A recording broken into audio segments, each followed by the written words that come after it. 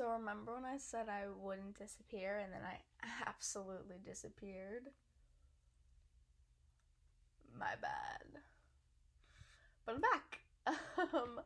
I'm not gonna get too much into it. There's really nothing major to explain why I took a step back from the podcast. Life got really busy, things got really hectic, and I got to a point where I didn't feel super passionate about it for a time, but I never wanted to fully abandon it because I figured at some point eventually I'd come back. Um, and I was right. It's a super fun outlet for me. I actually went through, like, last night a bunch of the old episodes. Like, I watched them on YouTube and I was like, I need to do this again. It was so much fun. It was so much fun connecting with people. Um, and honestly, I just miss talking to myself. So I'm back. I don't know what that means per se. Don't hold me to anything.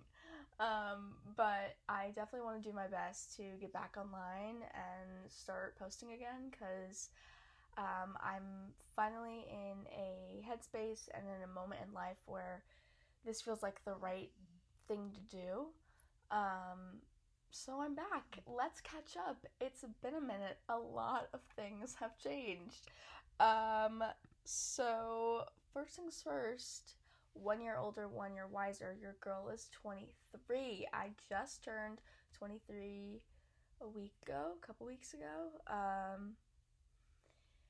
And it was a awesome birthday. My friends and family put together. My birthday was on a Monday. Pro tip: if your birthday's on a Monday, just space it out a week. I had fun on Monday. I had fun on Wednesday, and then I had fun on Friday and Saturday, and I think Sunday. So if your birthday is on a Monday, you just get to have a week-long birthday. It was so fun. One of the things that I did on my birthday was skydive. So sick, very cool experience. Turns out I'm the chillest person alive. I thought I was gonna have an adrenaline rush because, jumping out of a plane. The higher we went up, the calmer I got. So I'm not sure what that says about me, but nonetheless, very cool experience. But I wanted to talk about kind of what came up as I turned 23. I had a lot of emotions this year about my birthday and just getting older, and realizing kind of it was a great time for me to reflect on how much had changed both externally and internally. So let's talk about it. So biggest thing for me in terms of like a shift in my internal feelings is I'm actually excited about life. Um, it was weird for me this year. This birthday, usually, as you all know, my birthdays make me sad. Usually. And so I was prepped and ready for that sadness to come this birthday, and it did not. And I was like, that's really interesting. Like, I wonder why. And I realized, like, my mental health and my mental headspace are in such a different spot now at 23 that, like, I don't know, there's something about getting older and going towards the future that I'm excited about now rather than living in fear about it. And I realized that for the first 22 years of my life, that was all I did, was either basically fear the future or have judgment about the past.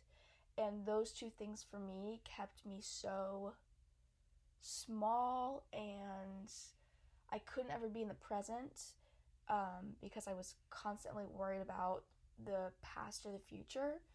And my thought process around the past or the future was all negative. It was all judgments about me, or it was all like, future tripping and being scared that I wasn't gonna like be successful or whatever.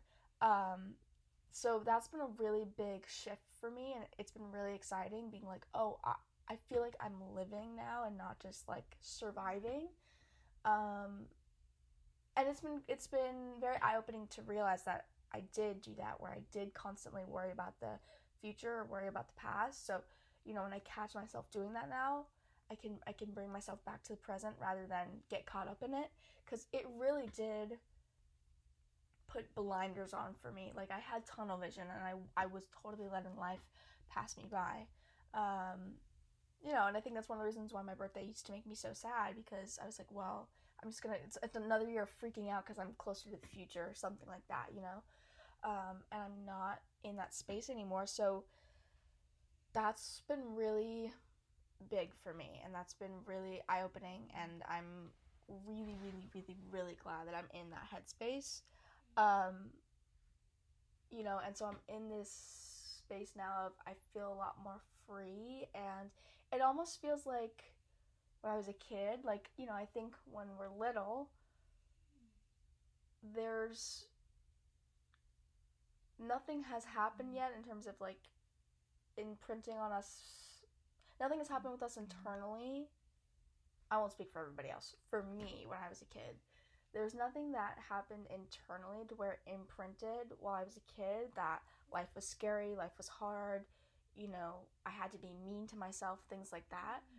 So I'm in this space now where I feel like I'm almost like a kid again. Like, I'm just gonna do what I want, and no fear of judgment, and, no fear of fear. Like, I'm kind of just in this, like, malleable, I hate that word, but this, like, malleable spot where I can just do and be and feel anything, and it's like, it's okay. And I think that's what living life is all about. So I'm here to live life at 23 years old. I'm here for the experiences. I'm here for the memories. I'm here to be in the present. I'm super, super stoked that I'm finally in this headspace. And my birthday did not make me sad this year. I was so stoked about my birthday. It was so awesome. So, fear and judgment robbed me of my joy. I'm taking it back. Anyways, so yeah, I'm 23 now. So that was probably my biggest lesson that I got from turning 23. The other big passage of time that has happened, I am pretty much 1 year out of school. So I went to college for 3.5 years. I graduated last May. And yeah, it's been a year. Here's what I've learned regarding that. First of all, not as vital of a thing as I thought. I went to college to get a piece of paper, in all honesty, because my thought process was, I'm going to get a job, and they're going to need a degree, so I need to get a degree. My thoughts have shifted. I'm still working with my aunt. There's been some minor change there. I'll get into it. But through her and through the people that she knows, I've been in a lot of spaces recently with entrepreneurs and people who've built their own businesses. What I've realized is I don't really want to work for anybody else. I would like to be an entrepreneur. I am going to be an entrepreneur. I think it's right up my wheelhouse in terms of the type of personality I am and what I can do. And here's what I have to say about that. You literally can create anything. If you find something like a niche that needs to be filled and nobody's done it, you can do it. Especially with technology now. AI is crazy, y'all. AI is so crazy. And you can do anything with it. So my traditional thinking of, I'm going to go to college so I can get a piece of paper so I can get a good job, doesn't necessarily apply now, because I don't want to work for anybody else. I want to work for myself. And I don't care whether or not I have a piece of paper. So that's probably one of my biggest takeaways being 1 year out of school is I definitely don't think it was still valuable for me, for sure. And that's not to say that you shouldn't go. If you don't want to be an entrepreneur, or if you don't want to build your own business, because some people don't, some people do want to work for other people, more power to you, and you probably do need a degree. It is good to have. It opens doors that otherwise potentially would be closed. But I think previously my thought process was you needed a college degree, period. And that's just not the case. what I have found for me is that life experience is the best teacher. Loved my school experience. Well, I liked my school experience. Let's not get too. Let's relax. I liked my school experience. It's not that I didn't learn anything, but I learned best by doing. Life experience and life in general, I feel, is the best teacher. There is so much that I've learned in my job that I A, didn't go to school for, and B, did not learn in class. So shout out Professor Life. She's got it going on. Here's another thing that is so fun, and I say that so sarcastically. The imposter syndrome is gonna kick your ass. It will still be there. It's not gonna go away. In fact, it might get worse. It might get worse. Don't quote me on it, but it might. At this point, I am, like I said, surrounding myself with. I'm doing a lot of networking. Network your ass off. Oh boy. I'm doing a lot of networking, and I am usually in the room with people, and this kind of goes into my next point. I'm usually in the room with people who are very successful, who know what the hell they're talking about, and who are much older. I've been to a few networking events now where I am most definitely the youngest in the room. So the imposter syndrome is kicking and scratching at the door. And it will. And I don't think there's any way around that. And the good thing about that is it's a sign that you're growing. It's a sign that you're learning. And going into my next point, be the dumbest in the room and be the youngest in the room. There is so much that I've learned from just being around other people and asking questions and learning from what they're doing. And there's a part of me that definitely, again, going back to the imposter syndrome, like, feels like I shouldn't even be in the room, and the questions I'm asking probably make me look stupid, and there is like judgments and things coming up, but there's so much vital information that I've learned from other people just by asking these questions, and 9 times out of 10, they are not thinking the same thing that I'm thinking in terms of the judgments and the fear, and they've been there. They've been in that same spot where they were the baby of the group, and they, you have to start from somewhere. So be the dumbest in the room. Surround yourself with really, really, really smart people. Surround yourself with successful people, like, birds of a feather type shit. And honestly, be the youngest. It's really inspiring to know that I have so much time to build something really cool. And it's so inspiring to watch people who are older than me start out and build something, and they can be just as successful. Age does not matter, is what I'm learning. So go be in the room, go be dumb, go be young, period. So those are probably my biggest takeaways from being 1 year out of school. And I'll tell you what, being 1 year out of school, you couldn't pay me to go back. Homework? I haven't done about homework in a year. People are out here writing essays. What do you mean? What do you mean? Nope, I'm good. So let me talk about it since I've brought it up a few times now. So I have a new job position. I am still working for my aunt, loving the experience. I'll tell you what, learning a ton. So my new position, when I first started working with her, my background is in marketing. So I started working for her as like her social media director. Now I basically am the COO. That's right, baby. I'm C-suite. Period. She just, who's doing it like her? So first of all, I'm learning a shit ton. COO is basically, if you don't know, it's Chief Operations Officer. So I run like the daily business, and I just make sure things are moving. But we are a very small team, so I'm probably doing a little bit more like hands-on work than an actual COO would do, and I'm loving it.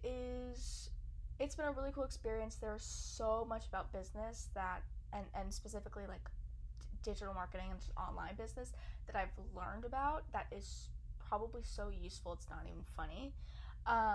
So what I've learned through that is if you can, my aunt's business is basically like a startup, and startups are usually like very small teams, and there's probably a lot of like grunt work and just work that you have to do in general. I recommend that. If you're starting out, if you're in your early 20s, like I can't put into words how much I've been learning and how much of it is so useful for whenever I move on to another chapter. Like, go to a startup. Just go to a startup or go to a small company or go in a position where you'll be able to be super hands-on on a lot of different things or whatever you feel interested in. Because again, life is the best teacher. I sometimes I feel like a genius, I'm not even gonna lie, because there's so much like tech stuff and things that I've learned in the past year that I'm like, if you told me a year ago that I would have known how to do this or like would have been interested in this, I would have been like, you're nuts, go away. So learning a ton.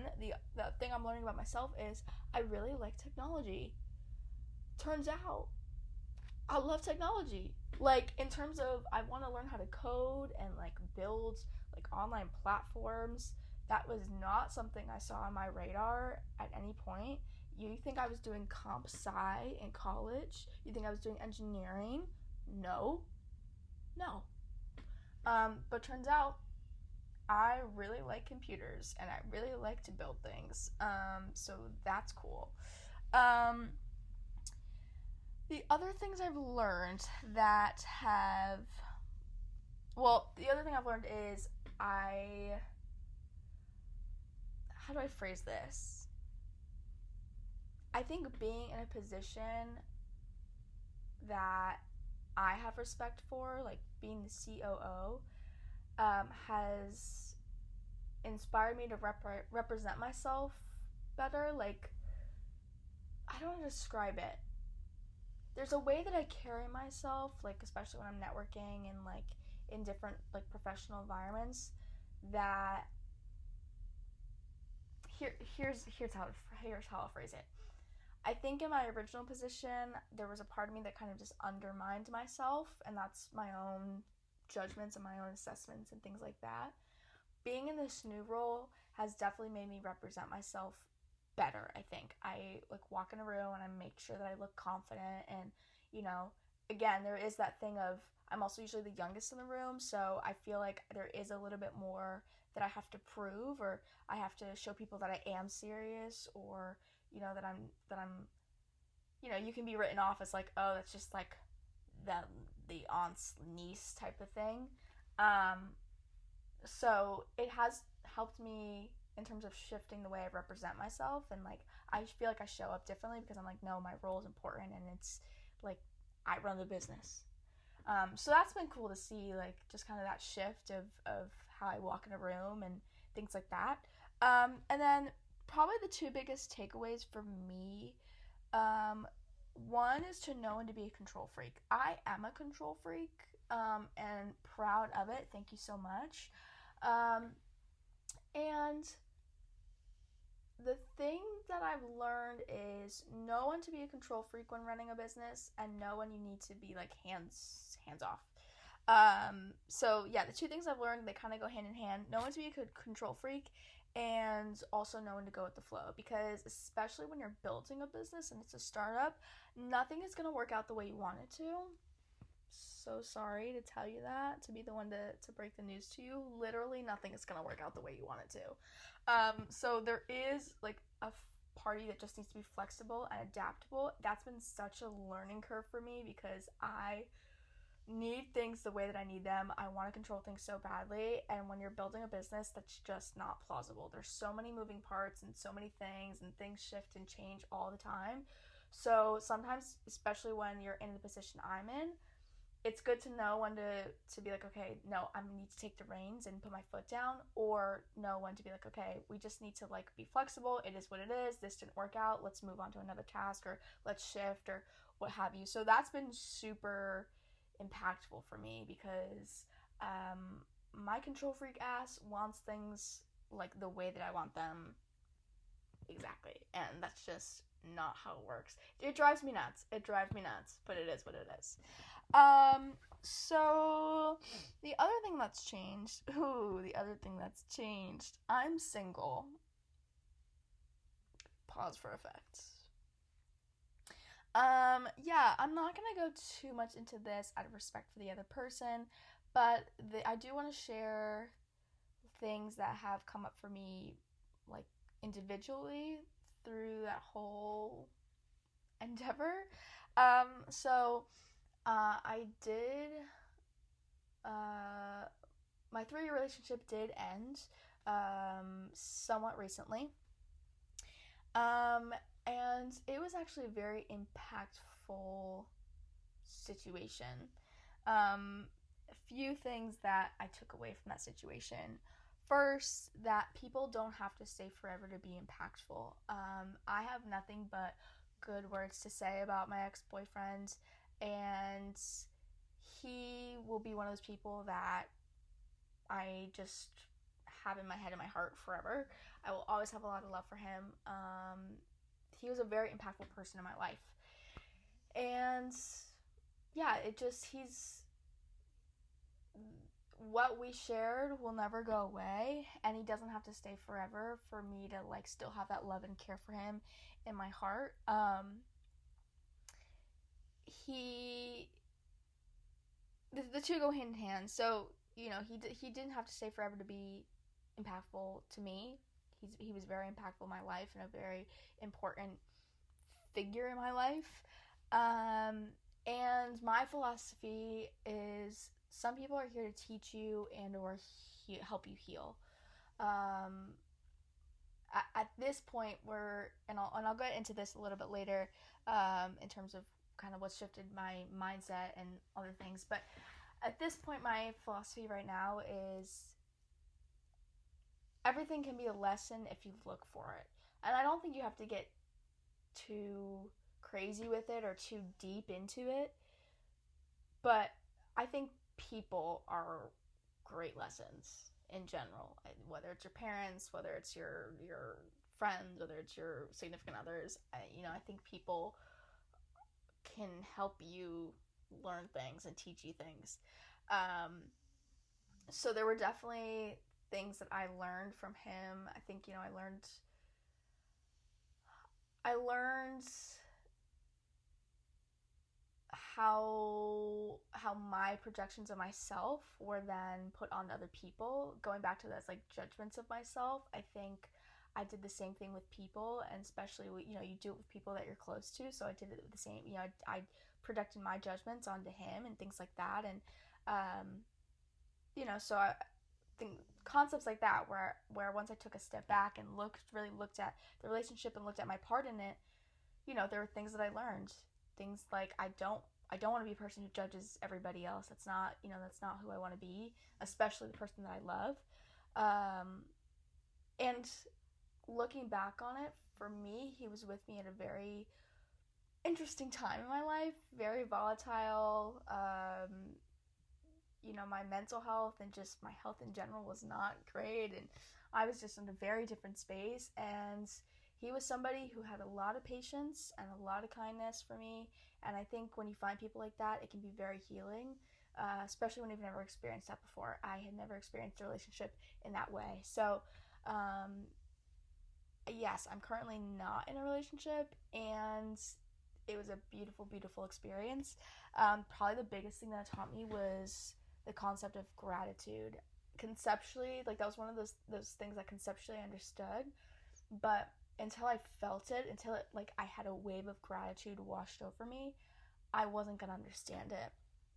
But there was a moment where I sat and reflected on our 3 years, and it was one of the most profound feelings I've ever felt.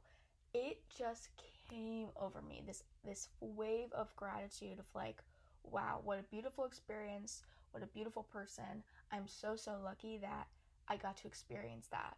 Um, and that was really profound for me just to experience that itself, and because it showed me that there's been a shift in my mind, because I think there a different version of me would have only focused on the heartbreak, or would have only focused on how sad I was or how sad the situation was. And not to say that it wasn't, but I think I was able to get through it a lot easier with a lot less pain because I had so much gratitude and love for the situation and the person. So it was a really profound experience for me. And I'm single. I'm living my life. I'm experiencing life by myself because I never really have before. It's been really interesting. It's been fun. Some of it's been lonely. You know how it be. Single until I'm not, I guess. I don't know. But yeah, so that's been a new change. It's been interesting because, again, I was in a relationship for 3 years. That's a decent amount of time. So, and then lastly, I wanted to talk about where I am in terms of kind of mindset and like my spirituality and like where that's concerned. So stay with me. Stay with me. Just get prepped because there's a lot. So the biggest thing, or one of, I don't know if they're all big. They're all big, to be honest. So I'm just gonna go down the list.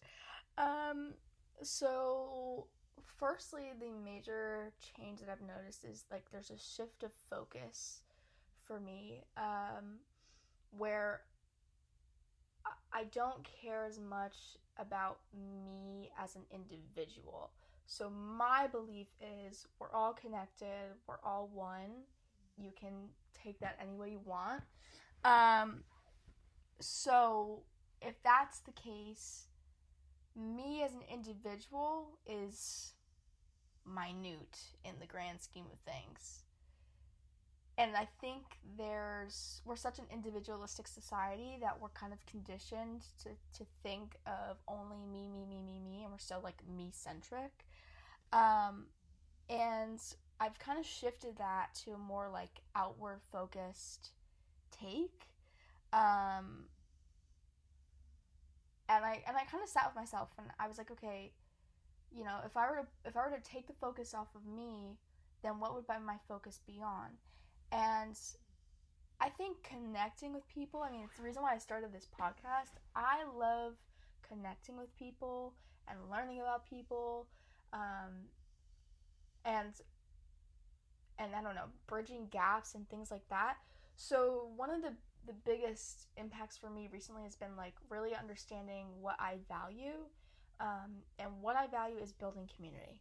I love building community. If you look at like my past just in general, that's threaded through everything I've done, even since I was little. Like I've always been part of some sort of, whether it was a theater troupe or the friggin' rave scene or whatever, like I'm always part of some community and I love it.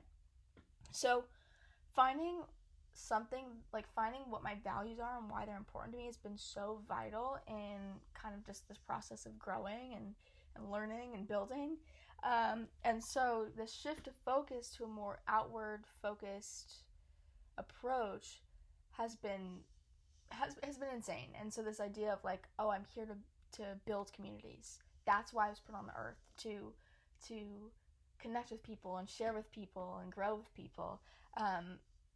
Taking that focus off of me and more like creative focus or shift my focus on a mission and creating something has been honestly very freeing. Like I think again it goes back to like the fear and the judgment that I held over myself. I don't have it as much because I'm not focused on myself. I'm not focused on my future. I'm not to a certain extent within reason. But I think I was overly focused on me and my life, that again I had tunnel vision to like everything else. So that shift of focus has been really interesting, and I'm really excited about the idea of building community, empowering others, just again connecting with people. Like when you guys were sending emails, I fucking loved that shit. I thought it was so cool to just talk with people and hear what other people were experiencing. So by the way, keep sending them. I'm back online. Keep sending them. The other thing that I have realized, and I know some of this is probably gonna sound woo woo, but I mean I am a little woo woo, so I don't know what to tell y'all. But love is like kind of important, y'all. like love is kind of mad important. Love is everywhere, and I think everything is a call for love. I think everybody just wants to be loved. Now, I am not saying go out and love everyone. I sure as shit don't. But I think my hot take, I don't think people focus on love as much as they could, and I really do think a lot of things come back down to love. For instance, for me, I don't feel safe being vulnerable or taking risks if I know that I either can't come back to myself and love myself through doing it, or if I can't come back to my support system and they won't love me through it. Like there's like I think there's a lack of safety when you don't have love. And I think to some degree everybody wants that. It may look different, but I think everybody to some extent wants to be loved, wants to experience love. And I really do think it's a powerful, I almost said tool. It's not really a tool. I just think it's a powerful concept. It's a powerful feeling.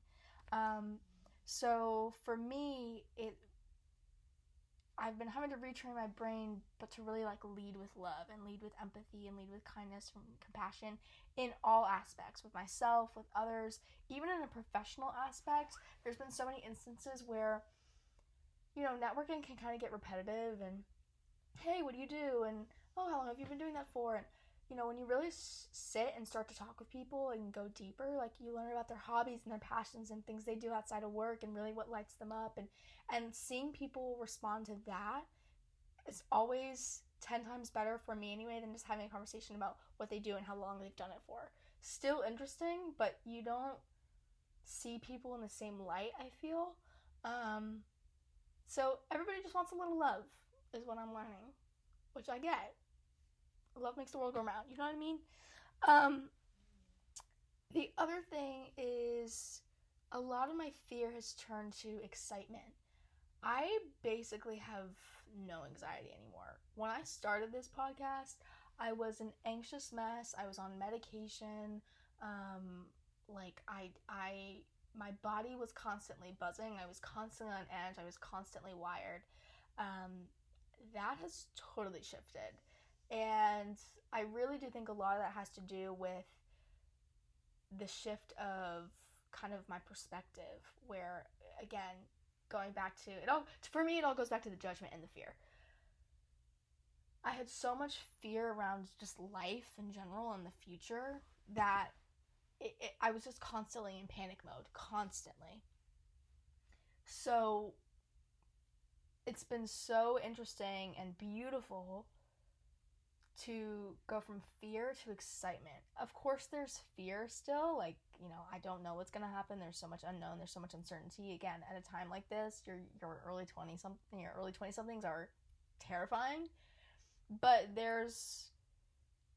it's not terrifying in this like, I don't know, in this, I want to say malicious. I don't know if that's the right word, but it's not terrifying in this malicious way for me. It's now terrifying this, oh my god, I don't know what's going to happen, and isn't that so exciting? And that shift from fear to excitement, like my anxiety's gone. I'm like actually willing to go out and experience life and do things, and my anxiety at that point had gotten to a point where like I didn't even want to leave my house. I was really, really in a dark spot. So that shift has been, I can't even describe it. It's been incredible. The other thing that's been happening, and this kind of really happened as my birthday was coming up. For those of you who are more spiritual, and even if you're not, you probably can understand this concept. The idea of expanding, again, however that means to you. I feel like I'm really in a time right now where I'm doing so much growing and changing and expanding and just kind of like, I don't know, learning a lot about myself, that I'm at a point where, again, I'm a control freak, proud of it, but even if I wanted to try and control what's going on, which I don't, good luck. Good luck, Charlie. Good luck. That has been probably one of the more interesting shifts. I think that's the other thing that really stopped me from living in the present is I tried to control everything so that my future was all good, and I was too busy focused on controlling things that I couldn't, like, I wasn't, like, looking up and seeing what was going on. And there is a tendency for me who, like, I want to do that. I'm a control freak. I want to control everything. And this kind of new perspective and this new shift, I realized, like, oh, I don't really feel the need to control what's going on. I can't. Life is going to happen regardless of what I do or don't do. Things are going to happen that are just beyond my control. That's how it works. So what's the point in focusing on all these little things that you have to control when you can't control the big things anyway? You really can't control life. So you might as well just let it happen. Not like, I'm not saying like go to sleep and just, hey, I'll get up when I get up. But I think there were a lot of things that I focused on or cared about that, like, girl. You know what I mean? So that's been fun because I think trying to control everything kept me really small and stopped me from living life. So my hands are off. Jesus, take the wheel. We'll see what happens. The other takeaway, and this is my last takeaway, there is so much fun in learning and just experiencing. Again, I think a year ago, my way of thinking about how life works was very traditional, very binary, very in the box of things that, like, this is how it works. I've now given myself the space and the freedom to go beyond that, get out of that box. And there's so much fun in learning in that sort of headspace and experiencing life in that sort of headspace where I'm just going to take all this information in. I'm just going to, like, take this experience in, take a little mental snapshot, and see what happens. It has made my life so fulfilling, and it's been so... All you have to do is look up. Let me say it again. All you have to do is look up. I think for so long, my head was buried in the sand. I was busy running away from all my problems, distracting myself, escaping from things. And I never really just stopped for a moment to be in the present and look up. And actually look at what was around me and, like, what I could take in, positively. Tone positive.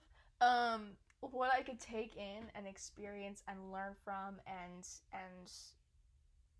use to enrich my life. And I realized I'm just an experienced person. Like gifts are fun, things are fun like that, but I love experiences. Hence why I went skydiving, because I'm just so fucking cool like that. But that shift of let me truly live in the present and just fucking look up rather than run and distract and escape has been so fun. Like, life has been sick. Life has been sick lately. Again, tone positive. So that's everything. I know this is on the longer side. It's been a little while, obviously. But I feel called to come back. I feel ready to start this up again. I cannot tell you what it's going to look like. I have no idea. But you'll be hearing from me, definitely. So, with that being said, I'm going to end this because it's been about 40 minutes. This is probably my longest episode ever. So, don't forget to follow me on Spotify, follow me on Apple Podcasts, rate the podcast if you like it. Don't rate it if you didn't. That's not nice. I also post on YouTube the video episode if you're on Apple Podcast and you don't have that video option. Follow me on Instagram and TikTok at scared20something. Feel free to email me. My email is scared20something@gmail.com. Let's chat. And I think that's all the things. So I'll catch you guys on the next one. Later.